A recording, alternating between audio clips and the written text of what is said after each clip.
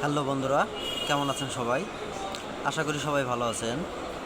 আজ ভিডিওটা করার উদ্দেশ্য হচ্ছে খুবই গুরুত্বপূর্ণ একটি বিষয়।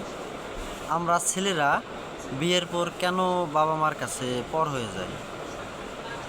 আসলে ম্যাক্সিমাম ছেলেদের ক্ষেত্রে এমন হয়, বিয়ের আগে আমরা বাবা মার কাছে যতটা ভালো থাকি বা যতটা আদর স্নেহ পাই, বিয়ে করার পর মনে হয় বাবা মা আমাদেরকে পর করে দেয়, এরকম একটা মনে হয় আমাদের।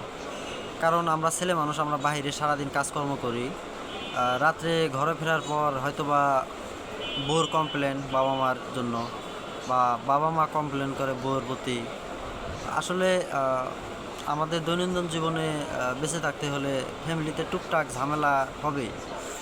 তার জন্যে বউর কথা শুনলে বাবা মা পর করে দিবে, বা বাবা মার কথা শুনলে বউ পর করে দিবে, এমনটা তো আসলে ঠিক না।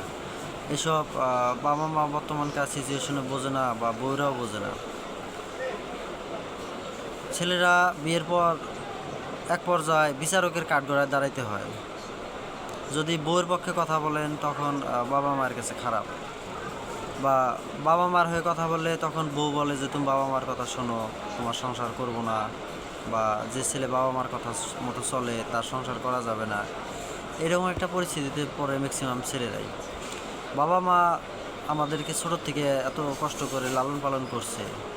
বউ অন্য বাড়ির এক মেয়ে আমাদের বাসায় এসে আমার বাবা মা যদি কিছু অন্যায় কথা বলে বা তাদের সম্মান না করে, আসলে বাবা মা কষ্ট পাবে, এটি স্বাভাবিক।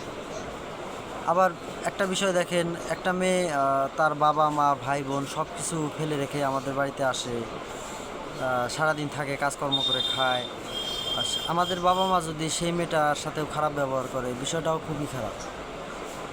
তো আমরা চাই সবার ফ্যামিলি মেনটেন